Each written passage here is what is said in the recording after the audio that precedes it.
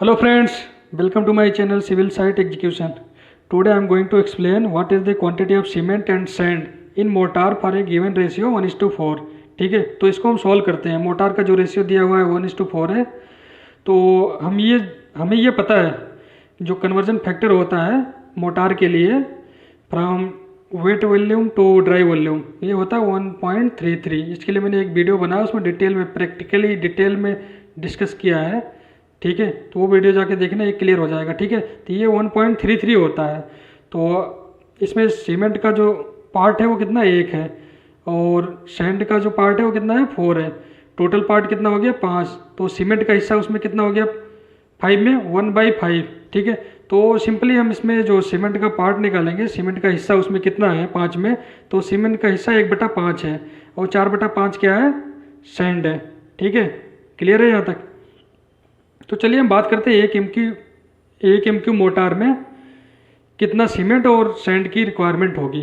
ठीक है, तो dry volume of motor in separate form में क्या होगा, जो हमारा वेट कंडीशन में हमारा यानी कि जो मोटार होता है उसमें सीमेंट सैंड और वाटर मिक्स होता है। ठीक है, जब उसको हम ड्राई करेंगे तो जो सीमेंट हमारा सेपरेट और जो सैंड हमारा सेपरेट होगा, उसका जो कंबाइन वॉल्यूम आएगा वो हमारा होता है वेट वॉल्यूम का 1.33 टाइम्स, यानी कि 33% बढ़ जाता है वो। ठीक है, तो जो हमारा एक एम क्यू मोटार का टोटल वॉल्यूम आएगा ड्राई कंडीशन में, तो 1 × 1.33, तो ये आ जाता है हमारा 1.33 क्यूबिक मीटर। ठीक है, तो ये हमारा ड्राई कंडीशन में वॉल्यूम हो गया मोटार का।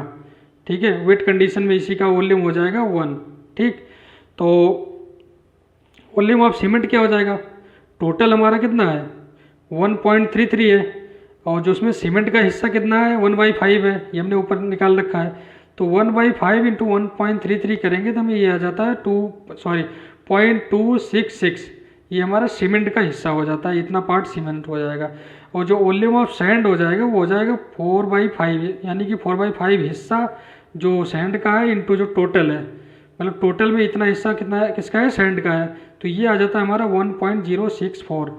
अब यहाँ पे एक चीज़ ध्यान दीजिए, ये कितना है 1.064, यानी कि 1 से ज़्यादा है ये वैल्यू, है ना, ये 1 से ज़्यादा आ रहा है, जबकि हमारा टोटल वॉल्यूम जो है जो वेट कंडीशन में था वो था कितना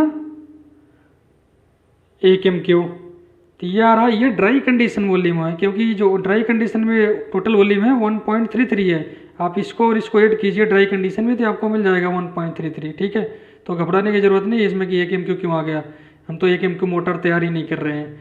ड्राई कंडीशन में अलग अलग 1 एम क्यू क्यों आएगा, हमारा जो टोटल वेट मोटार तैयार हो रहा है वो 1 एम क्यू तैयार हो रहा, जबकि हमारा जो सैंड उसमें लग जा रहा है 1.06, यानी कि जितना हमें माल तैयार करना है मोटार का उससे ज़्यादा तो हमारा उसमें सैंड लग जा रहा।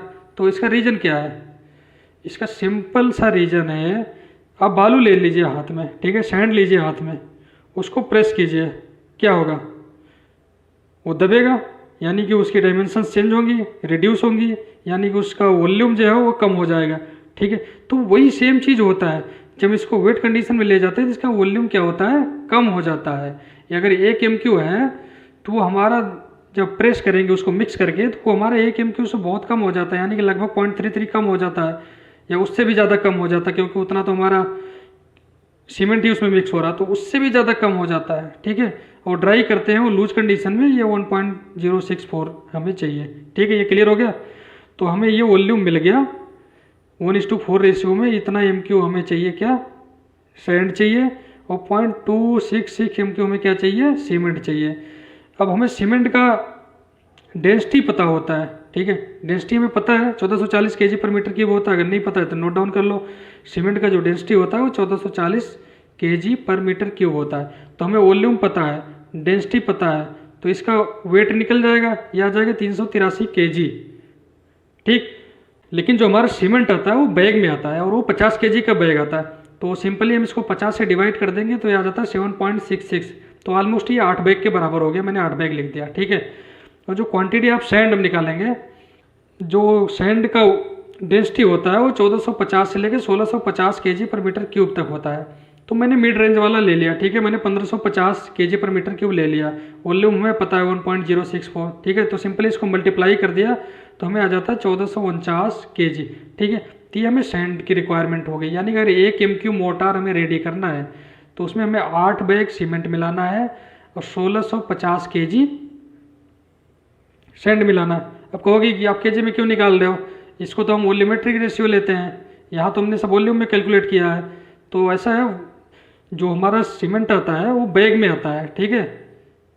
तो हम इसलिए उसको बैग निकाल लिए कितने बैग लगेगा। और जो हमारा सैंड आता है वो केजी या टन में आता है। जो साइट पे मंगाते हैं वो वॉल्यूम में नहीं देता कितना वॉल्यूम है, वो केजी में देता है या टन में देता है, ठीक है। तो इसलिए हमें केजी या टन में निकालना पड़ा, ठीक है। तो ये क्लियर हो गया। तो 1 MQ मोटार के लिए 8 बैग सीमेंट और 1649 kg सैंड की ज़रूरत पड़ेगी, बशर्ते मोटार का जो सीमेंट और सैंड का रेशियो है वो 1:4 हो। आई होप ये समझ में आ गया होगा।